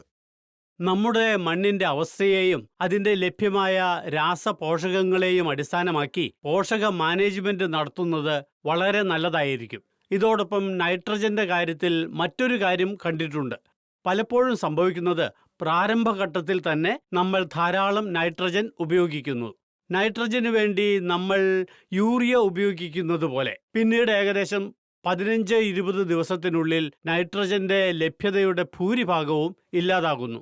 അതിൽ ഭൂരിഭാഗവും ഡീനൈട്രിഫിക്കേഷൻ വഴി വായുവിലേക്ക് പോകുന്നു, അല്ലെങ്കിൽ ലീഥിയം വഴി നിലത്തേക്ക് പോകുന്നു. ഇത് നഷ്ടപ്പെടുന്നു. നമ്മുടെ രാജ്യത്ത് ഈ സമയത്ത് നൈട്രജന്റെ 40% പോലും ലഭ്യമല്ല. ഉപയോഗ കാര്യക്ഷമത എന്നാൽ നമ്മൾ 100 കിലോ യൂറിയ ഇട്ടാൽ അതിൽ 60 കിലോ സസ്യങ്ങളിൽ എത്തുന്നില്ല, പാഴാകുന്നു എന്നാണ്. അതുകൊണ്ട് നമ്മൾ യൂറിയ ശരിയായി ഉപയോഗിച്ചാൽ, അതായത് വിഭജനം പോലെ നൈട്രജൻ തവണകളായി ഉപയോഗിച്ചാൽ നമുക്ക് അതിന്റെ പ്രയോജനം ലഭിക്കും. ഇതിനു പുറമെ പല കർഷക സഹോദരന്മാരും ലീഫ് കളർ ചാർട്ട് കണ്ടിട്ടുണ്ടാകുമെന്ന് ഞാൻ കരുതുന്നു. ഇത് വളരെ ലളിതമായ ഒരു ഉപകരണമാണ്. ഇത് ഉപയോഗപ്പെടുത്തുകയാണെങ്കിൽ ലീഫ് കളർ ചാർട്ടിലൂടെ നമുക്ക് നൈട്രജൻ ഉപയോഗത്തിന്റെ കാര്യക്ഷമത വർദ്ധിപ്പിക്കാൻ കഴിയും. ഇതിനു പുറമെ ഈയിടെ ഗ്രീൻ സീഗർ അടിസ്ഥാനമാക്കിയുള്ള കൂടുതൽ സാങ്കേതിക വിദ്യകൾ വരുന്നുണ്ട്. സെൻസർ അടിസ്ഥാനമാക്കിയുള്ളതും നടക്കുന്നുണ്ട്. ഇവയിൽ ശ്രദ്ധ ചെലുത്തുകയാണെങ്കിൽ, അല്ലെങ്കിൽ ഇതിനു പുറമെ വിളകളുടെ ചില നിർണായക ഘട്ടങ്ങളുണ്ട്, അതിൻ്റെ അടിസ്ഥാനത്തിൽ നമ്മൾ നൈട്രജൻ ഉപയോഗിക്കുകയാണെങ്കിൽ തീർച്ചയായും നമുക്ക് നൈട്രജനിൽ നിന്ന് നല്ല പ്രയോജനം ലഭിക്കും. ഇതിനായി ജൈവവളങ്ങൾക്കൊപ്പം രാസവസ്തുക്കളും സമതുലിതമായ രീതിയിൽ ഉപയോഗിക്കണം. അങ്ങനെ നിങ്ങൾക്ക് നല്ല ലാഭവും വിളവും ലഭിക്കും. മറ്റൊരു കർഷകൻ കൂടി നമ്മോടൊപ്പം ഉണ്ട്. സത്യവാൻ, ചോദ്യം ചോദിച്ചോളൂ. നേരിട്ട് നെല്ല് വിതയ്ക്കുന്നതിന് ഏത് സമയമാണ് അനുയോജ്യം? DSRൽ ആവശ്യമുള്ള വിത്തിൻ്റെ അളവ് എത്രയാണ്? കീടനിയന്ത്രണവും കളനിയന്ത്രണവും എങ്ങനെ ഒഴിവാക്കാം? അതോടൊപ്പം അതിൻ്റെ ഗുണങ്ങൾ എന്തായിരിക്കും? നമ്മൾ നേരിട്ട് വിതയ്ക്കുന്നത് 2 വിധത്തിലാണ്. ഒന്നിനെ നമ്മൾ പറയുന്നു ഡ്രൈ DSR, പിന്നെ മറ്റൊന്നിനെ പറയുന്നു വെറ്റ് DSR. പിന്നെ ഈ വെറ്റ് DSR എന്ന് പറയുന്നത് നമ്മുടെ ഈ ഏരിയയിലേക്കുള്ളതല്ല, കാരണം ഇവിടെ വെള്ളം അധികമില്ല. പിന്നെ പരമാവധി ഈ ഹരിയാന, പഞ്ചാബ്, പിന്നെ നമ്മുടെ ദില്ലി NCRനായി ഡ്രൈ DSR ഏറ്റവും അധികം അനുകൂലമാണ്. പിന്നെ ഡ്രൈ DSRലും നമ്മൾ 2 രീതി ചെയ്യുന്നുണ്ട്. ഒന്നിനെ പറയുന്നു തർബത്തർ. അതിന് വെള്ളം ആദ്യം നൽകുന്നു, പിന്നെ വെള്ളം നിറച്ച ശേഷം ഒരാഴ്ച കഴിഞ്ഞിട്ടാണ് നമ്മൾ വിത്ത് വിതയ്ക്കുന്നത്. പിന്നെ മറ്റൊന്നാണ് നമ്മുടെ വിതച്ച ശേഷം ഉടനടി വെള്ളം നൽകുക എന്നത്. ഇതിനെ വെള്ളം ഒരു വിതച്ച ശേഷം ഉടനടി നിങ്ങൾക്ക് വെള്ളം നൽകാവുന്നതാണ്. അപ്പോൾ ഇതിലുള്ളത് ഏറ്റവും വലിയ പ്രശ്നം ഈ DSRൽ ഉള്ളത് അതാണ് കളകൾ. അപ്പോൾ എന്തെന്നാൽ നിങ്ങൾക്കറിയാമല്ലോ പറിച്ച് നടൽ എന്ന് പറയുന്നത്. അത് നമ്മൾ നെല്ലൊക്കെ പറിച്ച് നടുമ്പോൾ ആ വെള്ളം തന്നെ കളനാശിനിയായി പ്രവർത്തിക്കും. കാരണം വെള്ളം നമ്മുടെ ഒരാഴ്ച 15 ദിവസമൊക്കെ വെള്ളം അവിടെ നിന്ന് കഴിഞ്ഞാൽ അപ്പോൾ അതിൽ നമ്മുടെ ഈ കളകളൊന്നും വരില്ല. പക്ഷേ നേരിട്ട് വിതയ്ക്കുന്നതിലെ ഏറ്റവും വലിയ പ്രശ്നം കളകളാണ്. അപ്പോൾ ഇതിനായി പൂസ ഇൻസ്റ്റിറ്റ്യൂട്ടിൽ നിന്ന് 2 ഇനങ്ങൾ ഞങ്ങൾ വികസിപ്പിച്ചിട്ടുണ്ട്. അതിൽ നമ്മുടെ ഇമാസാട്ടാപൈർ എന്ന് പറയുന്ന ഒരു കളനാശിനിയുണ്ട്. അത് വളരെ സഹിഷ്ണുതയുള്ളതാണ്. പക്ഷേ അത് നെല്ല് നട്ടുപിടിപ്പിച്ച ശേഷം ഒരു വിധത്തിലുമുള്ള കളകളുണ്ടാവില്ല നിങ്ങൾ ഇമാസാട്ടാപൈർ സ്പ്രേ ചെയ്ത് കഴിഞ്ഞാൽ. അതുപോലെ തന്നെയാണ് പൂസ ബസുമതി 1509. അത് ഞങ്ങൾ മെച്ചപ്പെടുത്തി ഉണ്ടാക്കിയതാണ്. പൂസ ബസുമതി 1985. കൂടാതെ പൂസ ബസുമതി 1121 അതിനെ വികസിപ്പിച്ച് ഞങ്ങൾ ഉണ്ടാക്കിയതാണ്. പൂസ ബസുമതി 1979. ഈ 2 ഇനങ്ങളും നമ്മുടെ ഇമാസാട്ടാപൈർ കൊണ്ട് സഹിഷ്ണുതയുള്ളതാണ്. അപ്പോൾ ഈ 2 ഇനങ്ങളും നിങ്ങൾക്ക് വിതയ്ക്കാവുന്നതാണ്. ഇതിന് ശേഷമുള്ളത്, പിന്നെ അതിന് ശേഷം വരുന്നത് അതിൽ നിങ്ങൾ എത്ര വളം നൽകുന്നു എന്നതാണ്. ഇതിൽ വളത്തിൻ്റെ അളവെന്ന് പറയുന്നത് 50 കിലോ DAP, കൂടാതെ 30 മുതൽ 40 കിലോ വരെ MOP, കൂടാതെ 10 കിലോ സിങ്ക് എന്നിവ ഇടാവുന്നതാണ്. പിന്നെ വിതയ്ക്കുന്നതിന് മുൻപ് നിങ്ങൾ സീഡ് ട്രീറ്റ്മെൻറ്റ് തീർച്ചയായും ചെയ്യണം. സീഡ് ട്രീറ്റ്മെൻറ്റിനായി നിങ്ങൾ ബാവിസ്റ്റീൻ്റെ ലായനി ഉണ്ടാക്കുക. 20 ഗ്രാം ബാവിസ്റ്റീൻ ലായനി 10 ലിറ്റർ വെള്ളത്തിൽ, അതോടൊപ്പം 2 ഗ്രാം സ്ട്രെപ്റ്റോമൈസിൻ ചേർക്കുക. അപ്പോൾ നിങ്ങൾ സീഡ് ട്രീറ്റ്മെൻറ്റ് ചെയ്യാൻ 8 കിലോ 10 ലിറ്റർ വെള്ളത്തിൽ 8 കിലോ വിത്ത് 10 ലിറ്റർ വെള്ളത്തിലിട്ട് അത് കുതിർക്കുക ഓവർനൈറ്റ്. അതിനുശേഷം ഉണക്കിയിട്ട് ഒരല്പം തണലത്ത്, അതിനുശേഷം അത് വിതയ്ക്കുക. അതിനുശേഷം വരുന്നു നിങ്ങൾ വിത്ത് വിതച്ചതിന് ശേഷം ഉടൻ കളനാശിനികളൊന്നും ഉടനിടരുത്. 48 മണിക്കൂർ 48 മണിക്കൂറിന് ശേഷം നിങ്ങൾ പെൻറ്റിമിത്തലിൻ എന്ന് പറയുന്നൊരു കളനാശിനിയുണ്ട്. അത് പ്രീ ഇമർജൻസ് ആണ്. അത് നിങ്ങൾ 1200 മുതൽ 1500 വരെ ml എടുത്ത് 280 ലിറ്റർ വെള്ളത്തിൽ ചേർത്ത് അത് ഉപയോഗിക്കുക. അപ്പോൾ അതിലെന്താണ്, അതിൽ നിങ്ങളുടെ ചില കളകളൊക്കെ ഉള്ളത് അത് ഉണ്ടാവില്ല. അതിനുശേഷം നേരെ വിത്ത് വിതച്ചോളൂ. 3 ഗുണങ്ങളുണ്ട് നമ്മുടെ ഈ ഒന്ന്, ഏറ്റവും വലിയ ഗുണം എന്ന് പറയുന്നത് അതിൽ വെള്ളത്തിൻ്റെ ലാഭം. ഇതിൽ 30 മുതൽ 35% വെള്ളത്തിൻ്റെ ലാഭമുണ്ടാകും. മറ്റൊരു ഗുണം എന്തെന്നാൽ നമ്മൾ ട്രാൻസ്പ്ലാന്റിംഗ് ചെയ്യുമ്പോൾ, പറിച്ചു നടുമ്പോൾ, പറിച്ചു നടീലിൽ നമുക്ക് ഏക്കർ ഒന്നിന് 4500 മുതൽ 5000 രൂപ വരെ ചിലവ് വരുന്നുണ്ട്. അപ്പോൾ നേരിട്ട് വിതയ്ക്കുമ്പോൾ ഈ ചിലവ് നിങ്ങൾക്ക് ലാഭമായി തീരും, ലേബറിൽ നിന്ന് ലാഭം. പിന്നെ മൂന്നാമത്തെ ഗുണം അത് നമ്മുടെ കാലാവസ്ഥയ്ക്കാണ്. കാരണം ഇതിൽ നമ്മൾ ഈ പറിച്ചു നടീൽ ചെയ്യുമ്പോൾ ഇതില് മീഥൈലിന്റെ ഒരു എമിഷൻ ഉള്ളത്, ഗ്രീൻ ഹൗസ് ഗ്യാസ്, അത് വളരെ കൂടുതലാണ്. പക്ഷേ DSRൽ നിങ്ങൾക്ക് 30%, 35% താഴെയാണ് എമിഷൻ വരുന്നത്. അതുകൊണ്ട് അതിന് പരിസ്ഥിതിക്കും വളരെ ഗുണകരമാണ്. കർഷകരും പരിസ്ഥിതിയും എല്ലാവർക്കും നേരിട്ട് വിതയ്ക്കുന്നത് കൂടുതൽ ലാഭമാണ്. നേരിട്ട് വിതയ്ക്കുക എന്നത് വിപ്ലവകരമായ നല്ല പ്രക്രിയയാണ് കൃഷിയിൽ ഉള്ളത്. അപ്പോൾ അത് ഉപയോഗിച്ച് നിങ്ങൾക്ക് നിങ്ങളുടെ ഉൽപാദനവും വർദ്ധിപ്പിക്കാൻ, കൂടാതെ ഈ നേച്ചർ, നമ്മൾ പരിസ്ഥിതി എന്ന് പറയുന്നത്, നമ്മൾ അടിക്കടി പറയുന്നത്, അതിനും നഷ്ടം കുറവായിരിക്കും. മറ്റൊരു കർഷകൻ, ബബ്ലു എന്നാണ് പേര്, അങ്ങയുടെ ചോദ്യം ചോദിക്കൂ. ജലക്ഷാമമുള്ള ചില വരണ്ട പ്രദേശങ്ങളുണ്ട്. അതിനാൽ ജല മാനേജ്മെന്റ് നല്ലതും കുറഞ്ഞ വെള്ളത്തിൽ വിളകൾ കൂടുതൽ വളരുന്നതുമായ ഒരു സാങ്കേതിക വിദ്യ എന്നോട് പറയാമോ? നമ്മൾ എന്താണ് ചെയ്യേണ്ടതെന്ന് വെച്ചാൽ, ഇവിടെ ഇന്ത്യയിൽ മഴ വളരെ നന്നായി ലഭിക്കുന്നുണ്ട്. വ്യത്യസ്ത സമയങ്ങളിൽ ഇത് അല്പം കുറവും കൂടുതലുമാകാറുണ്ട്. പക്ഷേ ആളുകൾക്ക് നല്ല അളവിൽ ലഭിക്കുന്നുമുണ്ട്. അതിനാൽ ഇപ്പോൾ നിലവിലുള്ളതുപോലെ സംഭരണശേഷി ശക്തിപ്പെടുത്തേണ്ടതുണ്ട്. സംഭരണശേഷി വർദ്ധിപ്പിക്കുന്നതിന് 2022 മുതൽ ഭാരത സർക്കാർ അമൃത സരോവർ യോജന ആരംഭിച്ചിട്ടുമുണ്ട്. അതിനനുസരിച്ച് നമ്മൾ സംഭരണശേഷി വളരെയധികം വർദ്ധിപ്പിച്ചു. 68,000-ൽ കൂടുതൽ നമ്മൾ പുതിയ ഘടനകൾ നിർമ്മിച്ചു, അല്ലെങ്കിൽ നവീകരണം നടത്തി, ഡീസിൽട്ടിംഗ് ഇതെല്ലാം ചെയ്ത് സംഭരണശേഷി വളരെ നന്നായി വർദ്ധിപ്പിച്ചിട്ടുണ്ട്. കൂടാതെ അത് ഇനിയും വർദ്ധിപ്പിക്കേണ്ടി വരും. പ്രഷറൈസ്ഡ് പൈപ്പ് ഇറിഗേഷൻ സിസ്റ്റം കാരണം കനാലുകളിൽ ധാരാളം കൺവെയൻസ് ലോസ് ഉണ്ടാകാറുണ്ട്. അപ്പോൾ ഇത് കുറയ്ക്കാനായി PPI സിസ്റ്റം വരുന്നു. അതിനുള്ള മാനദണ്ഡങ്ങളും ഞങ്ങൾ IARIയിൽ നിന്ന് നൽകുന്നുണ്ട്. രണ്ടാമതായി, ഒരു സംയോജിത ഡ്രിപ്പ് മൾച്ച് രീതിയിലൂടെ കർഷകർക്ക് കളകളെ നിയന്ത്രിക്കാൻ കഴിയും. പ്രവർത്തന നഷ്ടവും കുറയും. അതിൻ്റെ നല്ല റിസൾട്ടുകൾ ഞങ്ങളുടെ പക്കലുമുണ്ട്. ഞങ്ങളത് നിങ്ങളുമായി പങ്കിടുന്നതാണ്. കർഷകർക്ക് അതിനായി ബന്ധപ്പെടാം, പ്രധാനമായും വരൾച്ചാ സാഹചര്യങ്ങളിൽ.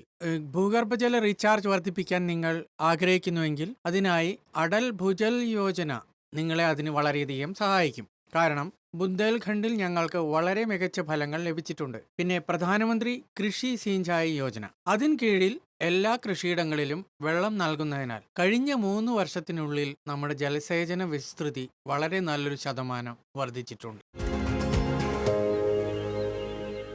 നമ്മൾ സംസാരിക്കുന്നത് ഖരീഫ് വിളകളെ കുറിച്ചാണ്. ഇതിൽ കാലാവസ്ഥാ വ്യതിയാനത്തെക്കുറിച്ച് നമ്മൾ ശ്രദ്ധ കൊടുക്കും, കീടങ്ങളും രോഗനിയന്ത്രണവും. കാരണം ഇത് നമ്മൾ നേരിടുന്ന വലിയൊരു പ്രശ്നമാണ്. കർഷകരുടെ കാർഷിക വിളകളുടെ ഇതിനും ശ്രദ്ധ കൊടുക്കും. ഇതിലും ചോദ്യങ്ങൾ ചോദിക്കാം കർഷകർക്ക്. പക്ഷേ ഏറ്റവും ആദ്യം എൻ്റെ ഉള്ളിൽ ഒരു ചോദ്യമുണ്ട്. അത് ഞാൻ ചോദിക്കുന്നു കാർഷിക ശാസ്ത്രജ്ഞർ ഡോക്ടർ CA ശ്രീനിവാസ് റാവുജിയോട്. സാർ, ഒരു ചോദ്യമുണ്ട്. കാലാവസ്ഥാ വ്യതിയാനത്തെക്കുറിച്ചാണ് നമ്മൾ സംസാരിക്കുന്നത്. അത് കാരണം നമ്മൾ കാണുന്നുണ്ട് മഴ, അതിൻ്റെ ഒരു പാറ്റേൺ, അത് മാറുന്നു. ഈ മാറുന്ന പാറ്റേണിന്റെ പ്രതിഫലനം കൃഷിയിൽ നമുക്ക് കാണാം. എന്ത് പരിഹാരം ചെയ്യും കർഷകർ? താങ്കൾക്ക് സാധാരണവും ലളിതവുമായ വാക്കുകൾ പറയാൻ കഴിയുമെങ്കിൽ. ഇക്കാലത്ത് കൃഷിയിലെ ബുദ്ധിമുട്ടുള്ള പ്രശ്നങ്ങൾ കാലാവസ്ഥാ വ്യതിയാനമാണ്. പ്രത്യേകിച്ച് മഴയുടെ പ്രശ്നങ്ങൾ, മൺസൂൺ, ഇതിനുശേഷം ഒടുവിൽ മാർക്കറ്റ് സൈഡ്, മൺസൂണിൻ്റെയും വിപണിയുടെയും ഈ 2 പ്രശ്നങ്ങളും കൈകാര്യം ചെയ്യുന്നതിലൂടെ ഇന്ത്യയിലെ നമ്മുടെ കൃഷി മികച്ച വിജയം നേടും. വെള്ളം ശരിയായി കൈകാര്യം ചെയ്തുകൊണ്ട് ക്രമീകരണങ്ങൾ ചെയ്യണം. ഞാൻ പറഞ്ഞതുപോലെ മഴ വളരെ കുറവല്ല. ഫാം പോണ്ടുകളുടെ രൂപത്തിൽ എല്ലാ വെള്ളവും സംരക്ഷിക്കണം. ഇതോടൊപ്പം എൻ്റെ സഹപ്രവർത്തകർ പറഞ്ഞതുപോലെ മൈക്രോ ഇറിഗേഷൻ മുതലായവയും നൽകണം. എന്നാൽ ഫാം പോണ്ടിലെ വെള്ളം ശേഖരിച്ചു കഴിഞ്ഞാൽ ആഗ്രോ അഡ്വൈസറിയും നാം മനസ്സിൽ സൂക്ഷിക്കണം. ഇപ്പോൾ കാർഷിക IRI പൂസ ഇൻസ്റ്റിറ്റ്യൂട്ടും ആഗ്രോ അഡ്വൈസറി നൽകുന്നുണ്ട്. അടുത്ത 2 ദിവസങ്ങളിൽ മഴ പെയ്യാൻ പോകുന്നു എന്ന്. ആ സമയത്ത് ഈ വെള്ളം ഉപയോഗിക്കരുത്. അത് നമ്മുടെ ഫാം പോണ്ടുകളിൽ സമർപ്പിക്കണം. ആവശ്യം വരുമ്പോൾ അത് നിർണായക ഘട്ടത്തിലായിരിക്കണം. അതോടൊപ്പം കാലാവസ്ഥാ വ്യതിയാനം കാരണം മഴ വൈകിയാൽ ഭാഗ്യവശാൽ ഈ വർഷം അത് കൃത്യസമയത്ത് വരും. പക്ഷേ കാലതാമസം കാരണം ദീർഘകാല വിത്തുകൾക്ക് പകരം ഹ്രസ്വകാല വിത്തുകൾ എടുക്കേണ്ടതായിരുന്നു. അല്പം വൈകിയതിനാൽ ഇടവിളകൾ, പയർവർഗ്ഗങ്ങൾ, തുടർച്ചയായ വിളകൾ എന്നിവ എടുക്കണം. അപ്പോൾ അവരുടെ അഭിപ്രായത്തിൽ ഞങ്ങൾ മുമ്പ് ശുപാർശ ചെയ്ത മഴക്കാല വളം 100 കിലോ ആയിരുന്നു. 120 കിലോയിൽ കൂടുതൽ നെല്ലിൽ ഇടരുത്, അല്ലെങ്കിൽ നമുക്ക് നഷ്ടം സംഭവിക്കും, നമ്മുടെ ചെലവുകളും വർദ്ധിക്കും. ശരി, കാലാവസ്ഥാ പ്രവചനം ഇവിടെ പരാമർശിക്കാൻ ഞാൻ ആഗ്രഹിക്കുകയാണ്. ഡോക്ടർ അനിന്ദാജി, ചോദ്യം അങ്ങയോടാണ്. ഈ കീടരോഗ നിയന്ത്രണങ്ങൾ, ഇതിന് അഡ്വാൻസായി എന്തെങ്കിലും പദ്ധതികൾ ഉണ്ടാക്കാൻ കഴിയുമോ? മുൻകൂട്ടി എന്തെങ്കിലും തയ്യാറാക്കാൻ കഴിയുമോ? ഇതിന്റെ ഉത്തരം യെസ് എന്നാണെങ്കിൽ ഇത് കർഷകർക്ക് എങ്ങനെ സ്വായത്തമാക്കാൻ കഴിയും? അതുകൂടി അല്പം പറഞ്ഞാട്ടെ. ശരി, അതായത് താങ്കൾ പറഞ്ഞതുപോലെ 4 വാണിംഗ് മോഡലുകളുണ്ട്. ഇതിനായി ഞങ്ങളുടെ ഇൻസ്റ്റിറ്റ്യൂട്ട് നിരവധി 4 വാണിംഗ് മോഡലുകൾ നിർമ്മിച്ചിട്ടുണ്ട്. കാലാവസ്ഥയിലെ ഈർപ്പം, താപനില എന്നിവ പോലെ കീടങ്ങളും രോഗങ്ങളും തമ്മിൽ ഒരു നല്ല ബന്ധമുണ്ടെന്ന് ഞങ്ങൾ പറയും. അതിനാൽ ഇതിനായി ഞങ്ങളുടെ ഇൻസ്റ്റിറ്റ്യൂട്ട് അല്ലെങ്കിൽ ഞങ്ങളുടെ ഇന്ത്യൻ റിസർച്ച് ഇൻസ്റ്റിറ്റ്യൂട്ട്, മറ്റ് ഗവേഷണ സ്ഥാപനങ്ങൾ എന്നിവ കാലാവസ്ഥയെ അടിസ്ഥാനമാക്കിയുള്ള നിരവധി 4 വാണിംഗ് മോഡലുകൾ വികസിപ്പിച്ചെടുത്തിട്ടുണ്ട്. ചിലപ്പോൾ വെയിലുണ്ടാകും, വൈകുന്നേരം മഴ പെയ്യുന്നത് നിങ്ങൾ കാണും, തുടർന്ന് പലപ്പോഴും നിങ്ങളുടെ വിളയിൽ കീടങ്ങളോ രോഗങ്ങളോ ഉണ്ടാകും. നിങ്ങൾ പോയി തളിക്കുക. കാലാവസ്ഥ തെളിഞ്ഞതായി കാണുമ്പോൾ നിങ്ങൾ പോയി തളിക്കുക. വൈകുന്നേരം ചിലപ്പോൾ മഴ പെയ്താൽ നിങ്ങൾ തളിച്ച കീടനാശിനി അല്ലെങ്കിൽ നിങ്ങൾ ഉപയോഗിച്ച പ്രതിരോധ നടപടിയുണ്ടല്ലോ, അതെല്ലാം വെള്ളത്തിൽ ഒലിച്ചു പോകും. അതായത് മഴവെള്ളത്തിന്റെ സഹായത്തോടെ ഒഴുകിപ്പോകും. നമ്മുടെ ഇന്ത്യൻ കൗൺസിൽ ഓഫ് അഗ്രികൾച്ചറൽ റിസർച്ചും ഇന്ത്യൻ കാലാവസ്ഥാ വകുപ്പും IMD ഒരുമിച്ച് വികസിപ്പിച്ചെടുത്ത മേഘദൂത് ആപ്പ് ഉണ്ട്. അതിൽ നിങ്ങൾ ഈ മേഘദൂത് ആപ്പ് നിങ്ങളുടെ മൊബൈൽ ഫോണിൽ ഡൗൺലോഡ് ചെയ്യണം. ഇതിൽ കാലാവസ്ഥാ പ്രവചനത്തെക്കുറിച്ചുള്ള വിവരങ്ങൾ നിങ്ങൾക്ക് ലഭിക്കും. കൂടാതെ നിങ്ങൾ ചെയ്യേണ്ട കാലാവസ്ഥ അധിഷ്ഠിത കാർഷിക ജോലികളെക്കുറിച്ചുള്ള എല്ലാ വിവരങ്ങളും നിങ്ങൾക്ക് ലഭിക്കും. അത് കീടങ്ങളോ രോഗങ്ങളോ വരുന്നുണ്ടോ അല്ലെങ്കിൽ അതിനുള്ള ചികിത്സ എന്ത് തുടങ്ങി നിങ്ങൾക്കെല്ലാം അതിൽ നിന്ന് ലഭിക്കും. തീർച്ചയായും ഞങ്ങൾ ഈ ശാസ്ത്രത്തെക്കുറിച്ച് അടിക്കടി പറയാറുമുണ്ട്. കാലാവസ്ഥാ പ്രവചനം നടത്താൻ കഴിയുന്ന ഒരു ആപ്പ് നമ്മൾ വികസിപ്പിച്ചിട്ടുണ്ട്. അത് കർഷകർക്ക് കാലാവസ്ഥാ പ്രവചനം അറിയാൻ സാധിക്കുന്നതാണ്. അവർക്ക് വിത്ത് വിതയ്ക്കലും നടിയിലുമൊക്കെ ചെയ്യാവുന്നതാണ്, കാലാവസ്ഥ അറിഞ്ഞു തന്നെ. അനന്താജി, വളരെയധികം നന്ദി ഈ ഉത്തരത്തിന്. പക്ഷേ ഈ കീടരോഗ നിയന്ത്രണം എന്നത് വളരെ വലിയൊരു ലക്ഷ്യമാണ്. കർഷകർക്കാണെങ്കിലും മനസ്സിൽ അതേക്കുറിച്ച് വളരെയധികം ചോദ്യങ്ങളുണ്ട്. അങ്ങനെ ഒരു കർഷകൻ ശിവരാജ് നമ്മോടൊപ്പം ഉണ്ട്. അങ്ങയുടെ ചോദ്യം ചോദിച്ചോളൂ ശിവരാജ്. നമസ്കാരം മാഡം. ഞാൻ ചോദിക്കാൻ ആഗ്രഹിക്കുന്നു, കാലാവസ്ഥയിലെ മാറ്റം കാരണം ഉപയോഗത്തിലുള്ള നമ്മുടെ പരമ്പരാഗത മരുന്നുകളുണ്ടല്ലോ, അതിൻ്റെ ഫലം നഷ്ടപ്പെടുന്നുണ്ട്. ഇതിന് മറ്റെന്തെങ്കിലും ശാസ്ത്രീയ പരിഹാരമുണ്ടോ? മരുന്നുകളുടെ പ്രഭാവം കുറച്ചേ ഉള്ളൂ. ഡോക്ടർ സുരേഷ്, അഥവാ അങ്ങ് ഇതിന് ഉത്തരം കൊടുത്തിരുന്നെങ്കിൽ. പലപ്പോഴും നമ്മൾ കർഷകരോട് ഈ മരുന്ന് ഉപയോഗിക്കാൻ പറയാറുണ്ട്. എന്നിട്ട് അവർ പറയും ഇത് കീടങ്ങളെ നിയന്ത്രിക്കുന്നില്ല എന്ന്. അതിനാൽ ഇതിനായി നമ്മൾ എപ്പോഴും കീടനിയന്ത്രണം സ്വീകരിക്കണം. കീടനിയന്ത്രണത്തിൽ നമ്മൾ ചെയ്യുന്നത് ഏത് വിളയാണ് നമ്മൾ വളർത്താൻ പോകുന്നത്, അതിൽ ഏതൊക്കെ കീടങ്ങൾ വരാം എന്നതിനെക്കുറിച്ചുള്ള പൂർണ്ണ വിവരങ്ങൾ ആദ്യം ലഭിക്കുന്നത് പോലെ എല്ലാ കാര്യങ്ങളിലും നമുക്ക് പൂർണ്ണ വിവരങ്ങൾ ലഭിക്കണം. കീടത്തിൻ്റെ ജീവിതചക്രം എങ്ങനെയാണെന്നും പിന്നീട് ശാസ്ത്രജ്ഞർ അതിൻ്റെ മാനേജ്മെൻറ്റ് ചെയ്യുന്നത് എങ്ങനെയാണെന്നും ശാസ്ത്രജ്ഞർ പറഞ്ഞു. ഈ വിവരങ്ങൾ മുൻകൂട്ടി എടുക്കണം. അതിനാൽ അതിൽ കൃഷിയിടം എങ്ങനെ തയ്യാറാക്കണം എന്നതിൽ നിന്നാണ് കൃഷിയിടത്തിൻ്റെ ഒരുക്കം ആരംഭിക്കുന്നത്. തുടർന്ന് ഏതൊക്കെ കീടപ്രതിരോധശേഷിയുള്ള ഇനങ്ങൾ ഉപയോഗിക്കാം, തുടർന്ന് വളം എന്നിവ പലതവണ ചർച്ച ചെയ്തിട്ടുണ്ട്. നൈട്രജൻ അടങ്ങിയ വളങ്ങൾ കൂടുതൽ ഉപയോഗിച്ചാൽ കീടങ്ങളുടെയും രോഗങ്ങളുടെയും ആക്രമണം കൂടുതലായിരിക്കും. ഇത് എല്ലായ്പ്പോഴും മനസ്സിൽ സൂക്ഷിക്കണം. അതിനുശേഷം വിപണിയിൽ ബെസറസ് ത്രഞ്ചസ് BT, ബ്യുവേറിയ ബാസിയാന, മെറ്റാറീസിയം, ആനിസോപ്ലിയ പോലുള്ള നിരവധി ജൈവമരുന്നുകൾ ലഭ്യമാണ്. അതിനാൽ നിങ്ങളുടെ കൈവശമുള്ള വിളയും കീടവും എന്താണെന്ന് കണ്ടതിന് ശേഷം നിങ്ങളത് ഉപയോഗിക്കണം. അപ്പോൾ ഇത്രയും ശ്രദ്ധിച്ചതിന് ശേഷവും കീടബാധ വന്നാൽ ഒരു എക്കോണമി ത്രഷോൾഡ് ലെവൽ ആണെന്ന് കരുതുക. ഉദാഹരണത്തിന് നിങ്ങൾക്കിപ്പോൾ നെല്ലുണ്ടെങ്കിൽ 5% ചീഞ്ഞളിഞ്ഞാൽ നെല്ലിൽ 100-ൽ 5 ചെടികളെ ഇതിനകം ബാധിച്ചിട്ടുണ്ടെങ്കിൽ നമ്മൾ കീടനാശിനി തളിക്കണം. അല്ലാത്ത പക്ഷം അത് പിന്നീട് കൂടുതൽ നാശമുണ്ടാക്കും. അതിനാൽ അങ്ങനെയെങ്കിൽ ഏത് മരുന്നാണ് അല്പം പുതിയതെന്ന് നമ്മൾ പരിശോധിക്കണം. കാരണം മഴ പെയ്താലും ധാരാളം സൂര്യപ്രകാശം ലഭിച്ചാലും അതിൻ്റെ ഫലം കൂടുതൽ കാലം നിലനിൽക്കുന്ന രീതിയിലാണ് പുതിയ മരുന്ന് നിർമ്മിക്കുന്നത്. മറ്റൊരു കർഷകൻ ബൽജിത്ത് നമ്മോടൊപ്പമുണ്ട്. ബൽജിത്ത്, താങ്കളുടെ ചോദ്യം ചോദിച്ചോളൂ. വരൾച്ച അല്ലെങ്കിൽ വെള്ളപ്പൊക്കം പോലുള്ള ദുരന്തങ്ങൾ ഉണ്ടായാൽ ഖാരിഫ് വിള സംരക്ഷിക്കാൻ എന്ത് അടിയന്തര നടപടികളാണ് സ്വീകരിക്കേണ്ടത്? വരൾച്ച ബാധിത പ്രദേശങ്ങളിൽ വ്യവസ്ഥാപിത വിള സമ്പ്രദായത്തിൽ നമുക്ക് ഒരു പദ്ധതി നൽകിയിട്ടുണ്ട്. ഉദാഹരണത്തിന് വരൾച്ച 2 ആഴ്ച മുമ്പോ 2 ആഴ്ച കഴിഞ്ഞോ വന്നാൽ അത് വ്യത്യസ്ത സമയങ്ങളിൽ വരുന്നു. മഴ പെയ്യുന്നു, പക്ഷേ അതിൽ ധാരാളം വൈവിധ്യമുണ്ട്. അതിനാൽ അത് മനസ്സിൽ വെച്ചുകൊണ്ട് എന്തു ചെയ്യണം എന്നത് സിസ്റ്റത്തിലുണ്ട്. പക്ഷെ നമ്മൾ അതിനോടൊപ്പം ഇൻപുട്ടുകൾ റെഡിയാക്കി വെക്കണം. ആ സമയത്ത് ആവശ്യമായ വെറൈറ്റി, ആ സമയത്ത് ആവശ്യമായ വിത്തുകൾ, കമ്മ്യൂണിറ്റി നഴ്സറി അനുസരിച്ച് അതെല്ലാം തയ്യാറാക്കണം. കാരണം നമ്മൾ അത് മുൻകൂട്ടി തയ്യാറാക്കി വെച്ചാൽ അത് വന്നില്ലെങ്കിൽ പോലും അത് നശിപ്പിക്കപ്പെടും. അതിനാൽ ഈ നിശ്ചിത ശതമാനം പ്രദേശത്തിന് കമ്മ്യൂണിറ്റി നഴ്സറി രീതിയിലൂടെ നമുക്കത് ചെയ്യാൻ കഴിയും. കർഷക സഹോദരങ്ങളുടെ സംഘടന പ്രകാരം ഇത് സഹകരണപരമായ രീതിയിൽ വളരെ നന്നായി പ്രവർത്തിക്കും. രണ്ടാമതായി, നമുക്ക് ജലസംഭരണം വർദ്ധിപ്പിക്കേണ്ടതിനാൽ ചില കർഷക സഹോദരന്മാർക്ക് ചില ഘടനകൾ ഉണ്ടാക്കാൻ കഴിയില്ല. അവർക്ക് മണ്ണിനുള്ളിലെ ഈർപ്പം വർദ്ധിപ്പിക്കേണ്ടതുണ്ട്. അതിനാൽ അതിൽ മൾച്ചിൻ്റെ രീതിയുണ്ട്. ഇന്ന് നമ്മൾ ഇന്ത്യ ഗവൺമെന്റിന് വേണ്ടി നാച്ചുറൽ ഫാമിംഗ് ചെയ്യുന്നു. അതിന്റെ പ്രാധാന്യം നന്നായി വിശദീകരിച്ചിട്ടുമുണ്ട്. അതിനാൽ അതിൽ തന്നെ പറയാൻ ആഗ്രഹിക്കുന്നത് പ്രകൃതിദത്ത കൃഷിയിൽ മണ്ണിൽ വെള്ളം നിലനിർത്താനുള്ള ശേഷി നല്ലതായിരിക്കും. അതിനാൽ ഉയർന്ന മൂല്യമുള്ള വിളകൾക്ക് ഇത് നല്ല കാലാവസ്ഥാ മേഖലകളിൽ നാമും അത് ചെയ്യണം. അത് സംഭരിച്ചതിന് ശേഷം ജലവിനിയോഗ ശേഷി ശരിയായി വർദ്ധിപ്പിക്കുന്നതിന് നമ്മൾ സൂചിപ്പിച്ച രീതികൾ ഉപയോഗിക്കണം. ഉദാഹരണത്തിന് ഡ്രിപ്പ് ഇറിഗേഷൻ അല്ലെങ്കിൽ സ്പ്രിംഗ്ലർ ഇറിഗേഷൻ. വെള്ളപ്പൊക്ക സാഹചര്യത്തിൽ വെള്ളപ്പൊക്കം ഉണ്ടാകുമ്പോൾ അതിൽ തന്നെയും ചോദ്യമുയരുന്നു. മഴ ആരംഭിച്ചതിന് ശേഷം സീസണിന്റെ തുടക്കത്തിലാണ് വന്നതെങ്കിൽ കർഷകരായ നിങ്ങൾക്ക് ധാരാളം സമയം ബാക്കിയുണ്ട്. ദീർഘകാലത്തേക്കും ഇടക്കാലത്തേക്കും വളർത്താൻ കഴിയുന്ന ഒരു വിള നമുക്ക് അതിൽ വളർത്താം. നെല്ലിനെ കുറിച്ച് മാത്രമേ നമ്മൾ സംസാരിക്കുന്നുള്ളൂ. പക്ഷേ മധ്യഘട്ടത്തിൽ വന്നാൽ നെല്ല് വളരില്ല. പയർവർഗ്ഗങ്ങൾ അല്ലെങ്കിൽ എണ്ണക്കുരുക്കൾ പോലുള്ള മറ്റൊരു വിള വളർത്തേണ്ടി വരും. അതെന്താണ്? വിള വൈവിധ്യവൽക്കരണം മനസ്സിൽ വെച്ചുകൊണ്ട് വെള്ളം കുറവുള്ള വിളകൾ അതിൽ നടേണ്ടി വരും. മറ്റൊന്ന് എന്താണ്?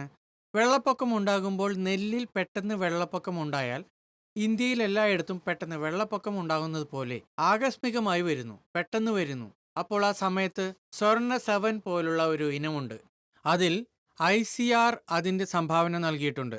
ശാസ്ത്രജ്ഞൻ നല്ല ഫലങ്ങൾ നൽകിയിട്ടുണ്ട്. എന്നാൽ പരമ്പരാഗത രീതിയിൽ ബീഹാർ, കിഴക്കൻ ഉത്തർപ്രദേശ്, ഒഡീഷ, പശ്ചിമ ബംഗാൾ എന്നിവിടങ്ങളിൽ നിന്ന് വെള്ളം ക്രമേണ വർദ്ധിക്കുന്നിടത്ത് പശ്ചിമ ബംഗാൾ, ഒഡീഷ എന്നിവിടങ്ങളിലെ പോലെ വർഷനെല്ല്, ദുർഗ പോളിസിയുണ്ട്. നമ്മളത് സ്വീകരിക്കേണ്ടി വരും. വളരെ നന്നായി പറഞ്ഞു തന്നു ഡോക്ടർ സാർ. പിന്നെ കർഷകരിൽ നിന്ന് ചോദ്യം കേൾക്കാൻ നമുക്ക് മുന്നോട്ട് പോകാം. നമ്മോടൊപ്പം രവീന്ദ്ര ടാക്രൻ, നമ്മോടൊപ്പമുള്ള കർഷകൻ. അങ്ങയുടെ ചോദ്യം ചോദിച്ചോളൂ. നമസ്കാരം. എൻ്റെ ചോദ്യം ഇതാണ്.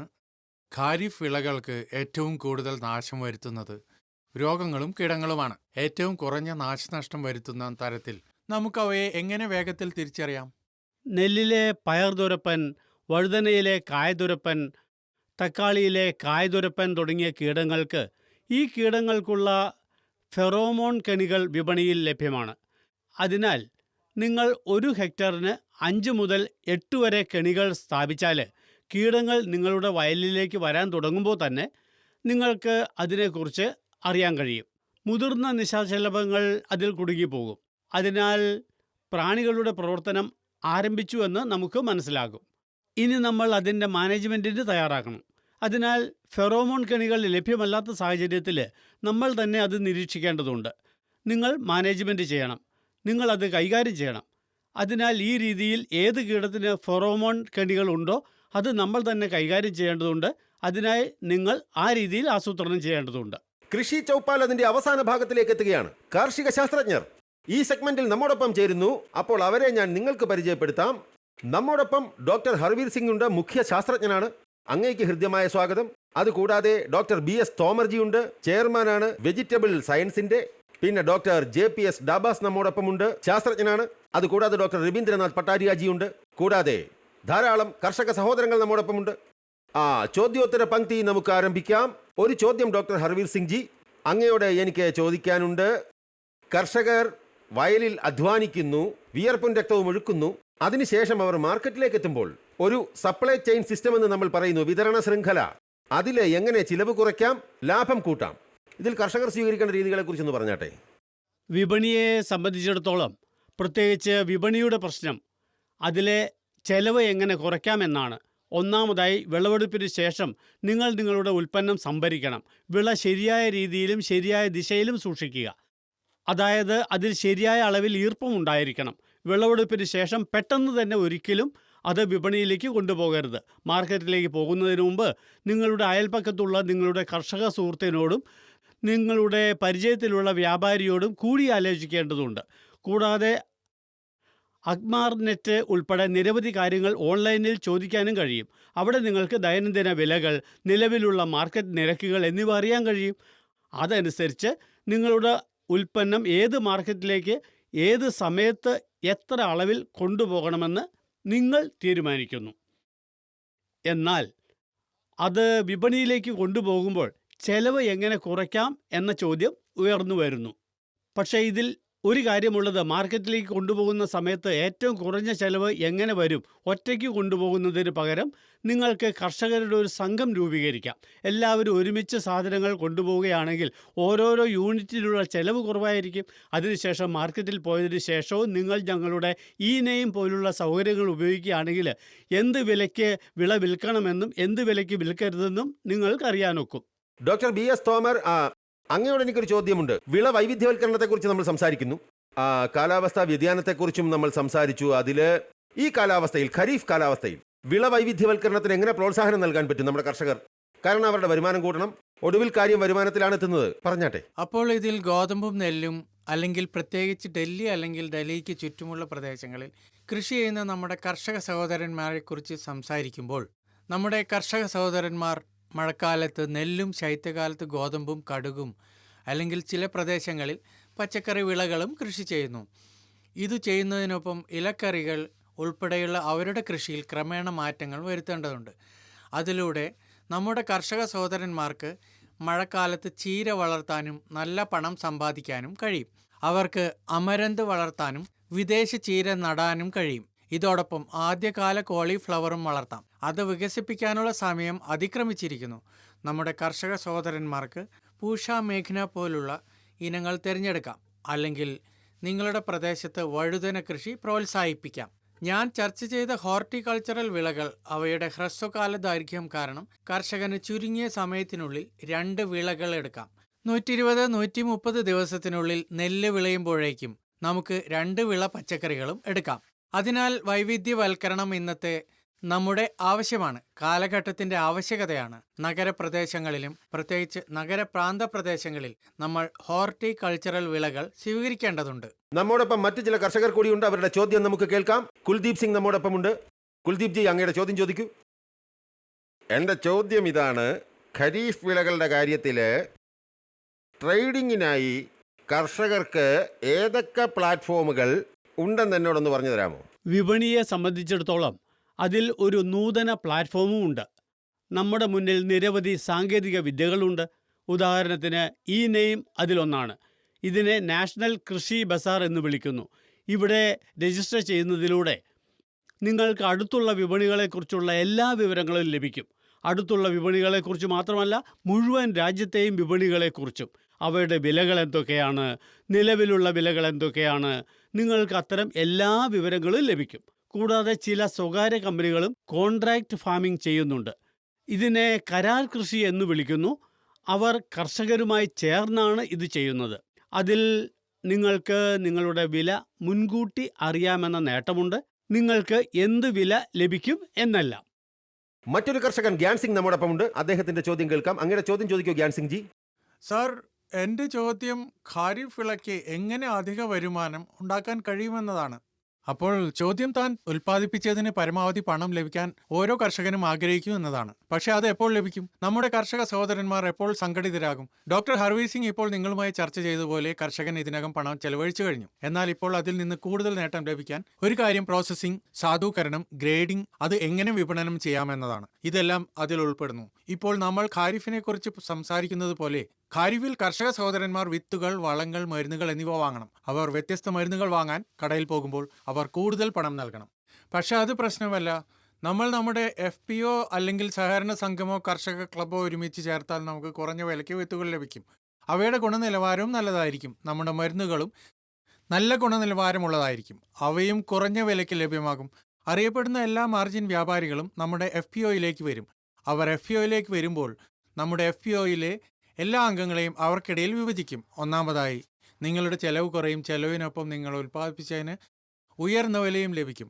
അതിൽ നിന്ന് കൂടുതൽ ലാഭം ലഭിക്കാൻ നിങ്ങൾ ചില നവീകരണങ്ങൾ നടത്തേണ്ടതുണ്ട്. ഇതാണ് കാലഘട്ടത്തിന്റെ ആവശ്യം. ഇവിടെ നമ്മുടെ പാനലിൽ നമ്മുടെ എക്സ്പേർട്ട് എത്തിയിട്ടുണ്ട്. അദ്ദേഹത്തെ പരിചയപ്പെടുത്താം. ഡോക്ടർ വിശ്വനാഥൻ ജി നമ്മോടൊപ്പമുണ്ട്. അദ്ദേഹം കേന്ദ്രത്തിന്റെ ജോയിന്റ് ഡയറക്ടറാണ്. സ്വാഗതം സാർ അങ്ങേക്ക്. ഒരു ചോദ്യം എനിക്ക് ഈ മാർക്കറ്റിൽ നിന്ന് വ്യത്യസ്തമായി അങ്ങോട്ടുണ്ട്. അരിയെക്കുറിച്ചാണ് ഞാൻ ചോദിക്കുന്നത്. ജീനോം എഡിറ്റഡിന്റെ കാര്യം പറയുമ്പോൾ അതിലൂടെ വികസിപ്പിച്ചെടുത്ത പുതിയ ഇനം അങ്ങയുടെ ഇൻസ്റ്റിറ്റ്യൂട്ട് ഡെവലപ്പ് ചെയ്തുണ്ടാക്കിയതാണ്. അതേക്കുറിച്ച് ഞങ്ങളുടെ കർഷക സഹോദരങ്ങളോട് അങ്ങൊന്ന് പറഞ്ഞാൽ. ഹലോ കർഷക സഹോദരന്മാരെ, നമസ്കാരം. ഇപ്പോൾ നമ്മുടെ കാലാവസ്ഥാ വ്യതിയാനം നമുക്ക് വളരെ വലിയൊരു പ്രശ്നമാണ്. ഇതുമൂലം നമ്മുടെ വെള്ളം ഇതിനകം വളരെയധികം കുറഞ്ഞു. വരും കാലത്ത് നമ്മൾ അമൃത് കാലിലേക്ക് പോകുമ്പോൾ നമ്മുടെ വെള്ളം വളരെ കുറവായിരിക്കും. അതിനു പുറമെ നമ്മുടെ സോയിൽ സലൈനിറ്റി വർദ്ധിക്കുന്നു, മണ്ണിൻ്റെ ലവണാംശം വർദ്ധിക്കുന്നു, ക്ഷാരാംശം വർദ്ധിക്കുന്നു. ഈ പ്രശ്നങ്ങൾ കാരണം ഈ വിളകളുടെ എല്ലാം ഉൽപ്പാദനക്ഷമത കുറയുന്നു. ഉൽപ്പാദനക്ഷമത കുറയുന്നതോടെ കർഷകൻ്റെ വരുമാനവും കുറയും. ഇതിനായി ഞങ്ങളൊരു പുതിയ പ്രജനന രീതി ഉപയോഗിച്ചു. ഞങ്ങൾ ബ്രീഡിംഗ് നടത്തുന്നു. 150 വർഷമായി പ്രജനനം നടക്കുന്നു. പഴയ രീതിക്ക് കൂടുതൽ സമയമെടുക്കും. ഓരോ ഇനവും പുറത്തിറക്കാനും ഒരു പുതിയ ഇനം ഉണ്ടാക്കാനും 15 വർഷമെടുക്കും. ജെനോ മെഡിറ്റിംഗ് എന്ന പേരിൽ ഒരു പുതിയ സാങ്കേതിക വിദ്യ വന്നിരിക്കുന്നു. ഈ സാങ്കേതിക വിദ്യയ്ക്ക് ഇതിൻ്റെ ഒരു നോബൽ സമ്മാനവും ലഭിച്ചു. 2020 ഞങ്ങൾക്കൊരു നോബൽ സമ്മാനം ലഭിച്ചു. ആ സാങ്കേതികവിദ്യ ഉപയോഗിച്ച് ICAR 2 ഇനങ്ങൾ നിർമ്മിച്ചു. ഈ ഇനങ്ങൾ ന്യൂഡൽഹിയിലെ ഞങ്ങളുടെ പൂസ അഗ്രികൾച്ചറൽ ഇൻസ്റ്റിറ്റ്യൂട്ടാണ് നിർമ്മിച്ചത്. ആ ഇനത്തിൻ്റെ പേര് പൂസ DST റൈസ് 1. അതിൽ MTO 1010 എന്ന ഒരു ഇനമുണ്ട്. ഞങ്ങൾ ഈ ഇനം പരിഷ്കരിച്ചാണ് ഇത് നിർമ്മിച്ചത്. ഉപ്പുവെള്ളം സഹിക്കുന്നതും ക്ഷാരസ്വഭാവമുള്ളതും വരൾച്ചയെ പ്രതിരോധിക്കുന്നതുമാക്കി ആ ഇനത്തിൽ ഞങ്ങൾ മെച്ചപ്പെടുത്തലുകൾ വരുത്തി. ഈ നെല്ല് കുറഞ്ഞ വെള്ളത്തിൽ വിളയിക്കാൻ കഴിയും. ഉപ്പുരസത്തിലും ക്ഷാരഗുണത്തിലും വളരാൻ ഇതിന് കഴിയും. ഇതിന് 10 മുതൽ 30% വരെ ഉൽപ്പാദനക്ഷമതയുണ്ട്. MTO 1010നെ അപേക്ഷിച്ച് കൂടുതൽ ഉൽപ്പാദനക്ഷമത നൽകുന്നു. ഞങ്ങൾ പുറത്തിറക്കിയ രണ്ടാമത്തെ ഇനം കമലയാണ്. ഹൈദരാബാദിലെ Indian Institute of Rice Research Samba Mahsuri പുറത്തിറക്കി. ഇത് കയറ്റുമതി ഗുണനിലവാരമുള്ള അരിയാണ്. ഇത് മെച്ചപ്പെടുത്തി അതിൻ്റെ ഗ്രെയിൻ നമ്പർ വർദ്ധിപ്പിച്ചു. ഓരോ പോളിമി ധാന്യവും രൂപം കൊള്ളുന്നു. ധാന്യസംഖ്യ 150 നിന്ന് 300 വർദ്ധിക്കുന്നു. അതേസമയം അതിൻ്റെ ദൈർഘ്യം 150 ദിവസത്തിൽ നിന്ന് 125 ദിവസമായി കുറയുന്നു. ഇത് 25 ദിവസം കുറയുന്നു. ഉൽപ്പാദനക്ഷമത 30% വർദ്ധിക്കുന്നു. അതിനാൽ വെള്ളത്തിൻ്റെ ആവശ്യം കുറയുന്നു. നമുക്ക് 3-4 ദിവസം കുറവ് വെള്ളം നൽകാൻ കഴിയും. നമ്മുടെ ഉൽപ്പാദനക്ഷമത 25% വർദ്ധിക്കുന്നു. അതിനാൽ ഈ 2 ഇനങ്ങൾ കൊണ്ട് കർഷകരുടെ ഉൽപ്പാദനക്ഷമത വർദ്ധിക്കുകയും അവരുടെ വരുമാനം വർദ്ധിക്കുകയും ചെയ്യും. ഇത് പുതിയ സാങ്കേതികവിദ്യ ഉപയോഗിച്ച് വികസിപ്പിച്ചെടുത്ത ഒരു ഇനമാണ്. വളരെ നന്ദി വിശ്വനാഥൻ ജി, അങ്ങയുടെ ഈ അറിവ് പങ്കുവച്ചതിന്. തൽക്കാലം കൃഷി ചൗപ്പാലിന്റെ ഇന്നത്തെ ഈ എപ്പിസോഡിൽ ഇത്രയും മാത്രം. എനിക്ക് വിട തന്നാലും നിങ്ങൾ ഏവർക്കും വളരെയധികം നന്ദി. നമസ്കാരം.